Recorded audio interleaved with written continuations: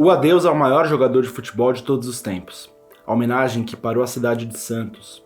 O velório que atraiu mais de 230 mil pessoas, com presenças notáveis e ausências notáveis. Eu sou Marcelo Rubissec e esse daqui é o Durma Com Essa, podcast de notícias do Nexo.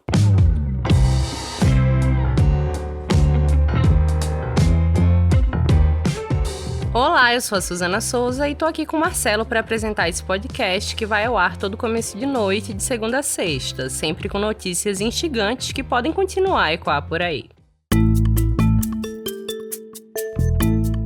Terça-feira, 3 de janeiro de 2023, dia em que o Edson Arantes do Nascimento, o Pelé, foi sepultado em Santos, no litoral paulista. A cerimônia aconteceu no Memorial Necrópole Ecumênica, um cemitério vertical escolhido pelo próprio Pelé em 2003. Participaram da cerimônia somente familiares. O rei do futebol, como é conhecido, morreu no dia 29 de dezembro de 2022, aos 82 anos, de falência múltipla dos órgãos, decorrente de um câncer de cólon. Ele tinha sido diagnosticado com um tumor em setembro de 2021 e teve idas e vindas do hospital desde então. Ele morreu em São Paulo, no Hospital Albert Einstein. A morte do Pelé aconteceu há 2 dias da virada do ano, num momento em que o Brasil vivia também uma troca de governo. A família do rei do futebol quis que o velório acontecesse só depois da posse do presidente Luiz Inácio Lula da Silva, lá em Brasília. É por isso que os rituais de despedida começaram só na segunda-feira em Santos. O velório do Pelé aconteceu na Vila Belmiro, estádio do Santos Futebol Clube. O corpo ficou no centro do gramado, em um caixão aberto com uma bandeira do Brasil e outra do Santos. Tinha um espaço reservado para receber pessoas próximas e outro para a passagem do público. Das 10 da manhã de segunda até as 10 da manhã de terça, mais de 230 mil pessoas passaram pelo estádio para prestar homenagem, segundo a prefeitura da cidade de Santos. É claro que, sendo Pelé essa figura de importância enorme no Brasil e no planeta todo, o velório contou com a presença de autoridades do mundo do futebol e do mundo político. Além do Edinaldo Rodrigues, presidente da CBF, a Confederação Brasileira de Futebol, o Gianni Infantino, presidente da FIFA, a entidade maior do futebol mundial, passou por lá na segunda. Ele pediu que todas as federações filiadas à entidade nomeiem pelo menos um estádio em seu país em homenagem ao Pelé.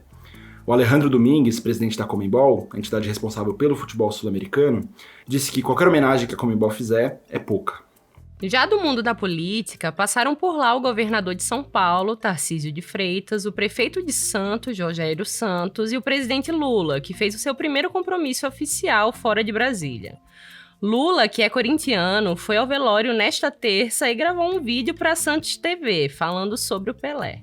Me parece que o Pelé tinha uma obsessão de derrotar o Corinthians, ele tinha uma obsessão de ganhar do Corinthians. Então, foi um período de 15 anos muito sofrido para o corintiano, mas tinha uma coisa muito importante no Pelé, que ele obrigava a gente, em qualquer lugar, a assistir um jogo de futebol, porque muitas vezes a gente gosta de futebol não só do time da gente, a gente gosta de alguém que dá espetáculo, de alguém que é brilhante.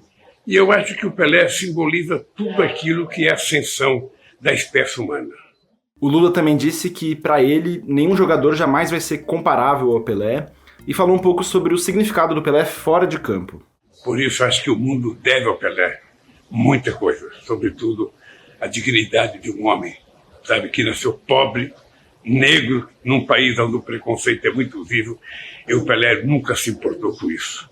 Ele sempre soube ser Pelé, o melhor e o mais humilde. A gente está falando aqui de quem estava presente no velório, mas essa cerimônia foi marcada também por algumas ausências notáveis, principalmente dentro do mundo do futebol. Uma coisa que teve muita repercussão ao longo do dia foi o fato de que nenhum dos jogadores que estavam na conquista do pentacampeonato da seleção brasileira em 2002 foi pessoalmente no velório. E entre os jogadores que participaram do Tetra em 1994, só um foi. O Mauro Silva, que foi como representante da Federação Paulista de Futebol. Ou seja, nomes como Romário, Ronaldo, Ronaldinho, Cafu, ninguém foi até a Vila Belmiro. Aliás, o Neymar também não foi. Bom, isso aconteceu um pouco depois daquela polêmica da Copa do Mundo de 2022, né? O Casagrande, comentarista esportivo e ex-jogador, fez críticas aos jogadores do Penta que foram ao Catar na Copa e ficaram, segundo ele, nas tribunas, com autoridades, distantes da torcida brasileira e perdendo identificação com a população. Em resposta, alguns desses ex-jogadores, como o Kaká, reclamaram que a população brasileira não valoriza direito os seus ídolos. A gente falou das autoridades que foram ao velório e dos ex-jogadores que não foram.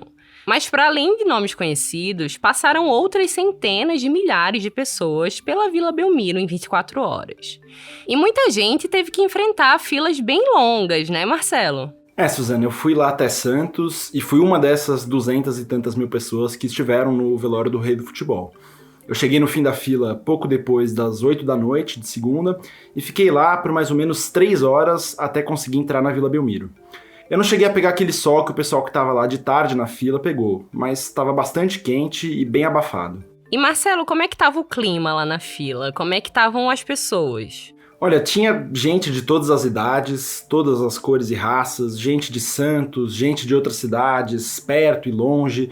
Tinha gente que gostava de futebol, gente que não gostava de futebol, mas no geral tinha um clima de muita reverência e muito respeito pelo Pelé.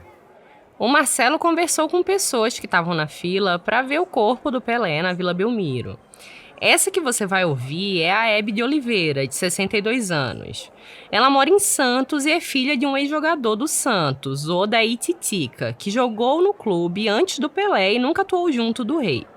Mas o pai dela levou ela ainda criança para ver o Pelé jogar na Vila Belmiro.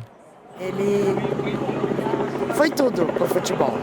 Ele que renovou o futebol, deu esses títulos. Hoje, se ele jogasse o que ele jogava naquele tempo, ele ia ser mais do que o Rei. Porque no tempo dele a bola era pesada, os campos furados, não é verdade? E ele foi tudo de bom para nós. A emoção estava realmente bem forte, principalmente entre as pessoas mais velhas que têm essa lembrança do Pelé jogando, seja ao vivo, na televisão ou no rádio. Eu falei com o José Roberto Capellani, um economista aposentado, que mesmo com 78 anos decidiu pegar a fila inteira para prestar homenagem ao Rei do Futebol.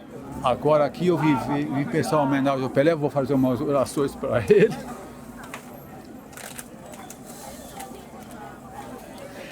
Eu tive tantos momentos de prazer vendo ele jogar, ele me proporcionou tanta alegria e sonho, né? E eu venho rezar aqui para ele um pouquinho. Não estavam lá no velório só pessoas que viram o Rei jogar. Muita gente herdou de família essa lembrança do Pelé. Tanto que nas conversas com o Marcelo, muitas pessoas falaram de familiares, amigos antigos, padrinhos, pessoas que transmitiram o legado do Pelé pela oralidade. A gente estava até comentando, falei, gente, caramba, a gente mora em Santos e não vê a despedida do Pelé, né? Aí a gente veio mesmo para homenagear, né? Eu tenho certeza, se meu pai fosse vivo, nossa, ele ia ser, hoje ele estaria aqui. Meu pai falava muito dele, né? Diz que o cara era espetacular, muito humilde como pessoa. Essa foi a Janete dos Santos, uma microempresária de 46 anos, que foi uma das pessoas que falou sobre essa lembrança do Pelé sendo transmitida dentro da família. Mas mesmo gente com memórias não tão boas do Pelé quis prestar homenagem. Foi o caso de uma jovem que estava lá com a camisa do Vasco na fila, e que quando eu perguntei para ela o significado do Pelé, ela já falou de cara que era o 1000º gol do Rei, marcado justamente em cima do Vasco, no Maracanã, em 1969. A maior parte das pessoas que estavam com camisa de futebol no velório estampava as cores do Santos. Mas tinha também gente com camisas de outros clubes. Só para citar alguns, tinha gente com camisa do Palmeiras, Corinthians, São Paulo, Ponte Preta, Portuguesa. Isso sem falar em todas as camisetas da seleção brasileira e até algumas do Cosmos, de Nova York, onde o Pelé passou os últimos anos da sua carreira como jogador. Entre os torcedores de outros times, eu falei com o Flávio Barbosa, um corintiano de 58 anos, que contou essa história que você vai ouvir agora. Uma história que diz bastante sobre o tamanho que o Pelé teve para o futebol e para os brasileiros de modo geral. Primeira vez que fui no estádio, meu pai me levou para assistir Corinthians e Santos. Eu tinha talvez 5 anos, mas não me recordo de nada, só da pergunta que ele fez para mim. Meu pai é corintiano. Escolhe um desses dois times para torcer. Até me emociono. Aí eu falei, pai, de que time que você é, pai? Ele falou, eu sou corintiano.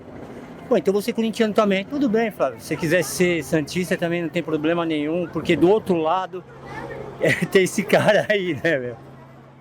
O clima no velório era de bastante admiração e exaltação, mas algumas pessoas também mencionaram alguns aspectos que consideravam mais problemáticos na história do Pelé.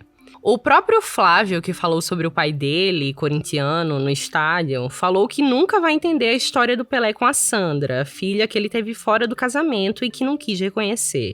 E o José Roberto, aquele senhor que se emocionou falando do Pelé, também disse que tinha muitas frustrações com o rei porque ele não se pronunciava publicamente para bater de frente com a ditadura militar. Bom, com 3 horas de fila, as pessoas foram ficando cansadas, mas chegando mais próximo do estádio, o clima era esse daqui que você vai ouvir.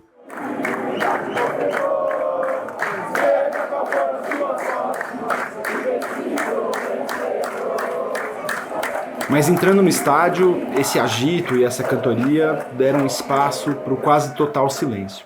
Eu gravei esse trajeto dentro da Vila Belmiro, passando em frente ao caixão do Pelé, onde só se ouvia o alto-falante, que tocou o hino do Santos e a música Meu Legado, que o Pelé gravou em 2006.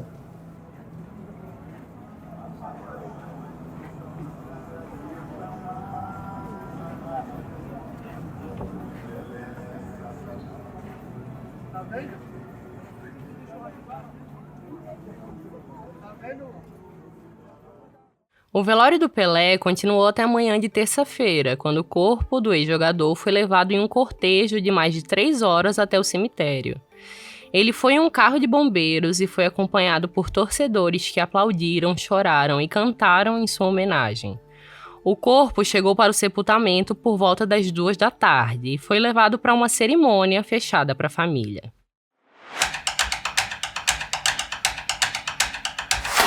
O início de um novo ano costuma ser sinônimo de planejamento de novos hábitos e mudanças de metas. O redator César Gaglione escreveu sobre ações para melhorar a nossa relação com a tecnologia em 2023. César, conta pra gente, que tipo de medidas a gente pode tomar para melhorar essa relação?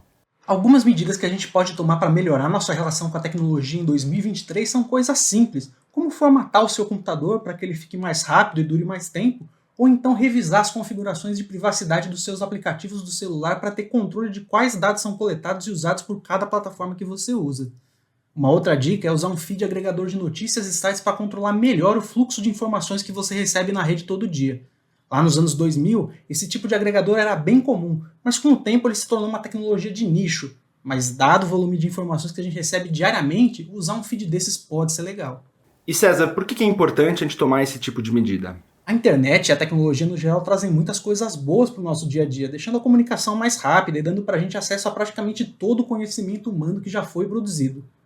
Por outro lado, o modelo de negócio de boa parte das plataformas digitais traz alguns efeitos colaterais, como a fragmentação da nossa atenção, violações de privacidade na coleta de dados e um caos no debate público com uma enxurrada de desinformação e discursos de ódio. Essas medidas não resolvem o problema estruturalmente, isso é algo que cabe a legisladores e gestores públicos, mas ajuda, a nível individual, diminuir um pouco dessas consequências. O texto do César você pode ler no nexojornal.com.br.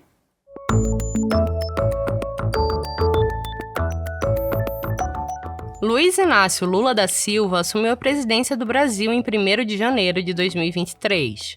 Agora, o novo presidente tem pela frente 4 anos de mandato. A redatora Isabela Cruz escreveu sobre os principais desafios de Lula em 3 pilares centrais: as contas públicas, a estrutura administrativa e a relação com a oposição. Isabela, conta um pouco pra gente quais são esses 3 grandes desafios que o novo presidente terá que enfrentar. Como o próprio Lula disse nos discursos de posse, ele pega um país que, depois de 4 anos da gestão Jair Bolsonaro, está desestruturado nas mais diversas áreas de política pública e com graves problemas de miséria e fome que dispararam nos últimos anos. E os desafios para superar essa situação são grandes. No campo fiscal, é esperado que a economia desacelere em 2023, porque esse crescimento que a gente viu agora no final de 2022 foi causado, segundo economistas, por fatores temporários da economia internacional e pelos estímulos que Bolsonaro, tentando a reeleição, programou só para o ano eleitoral. Então Lula, pressionado pelo mercado para garantir responsabilidade fiscal, não vai ter dinheiro fácil para os programas sociais, mesmo tendo aprovado o drible ao teto de gastos com a PEC da transição. Até agosto, ele vai ter que apresentar uma outra proposta de regra fiscal ao Congresso. No campo da gestão, além do redesenho dos ministérios e de suas funções, o governo Lula vai ter que recompor os quadros técnicos dessas pastas. Como disse a ex-vice-procuradora-geral Débora Duprá, em maio ao Nexo, muita gente deixou seus cargos na administração federal diante do que especialistas em gestão chamaram de assédio institucional durante o governo Bolsonaro. Esse assédio, segundo eles, incluiu tanto cortes de verbas e redução das prerrogativas de cada órgão, quanto perseguição ideológica e intimidação contra servidores não alinhados aos interesses do governo. Por fim, no campo da política partidária, como a gente sabe, Lula não tem maioria no Congresso e vai ter que lidar com uma Câmara e um Senado cheios de nomes bolsonaristas. Para completar, o petista não vai ter a moeda de troca que Bolsonaro tinha para conseguir apoio parlamentar, as emendas do orçamento secreto, declaradas inconstitucionais pelo Supremo Tribunal Federal. Lula é conhecido por ser bom na articulação política e conseguiu aprovar uma emenda à Constituição antes mesmo de assumir. Mas o antipetismo, como vimos na eleição, está aí firme e forte. O texto da Isabela você pode ler em nexojornal.com.br/.futuro, editoria do Nexo dedicada a pensar os próximos anos a partir de temas-chave, entre eles a gestão pública.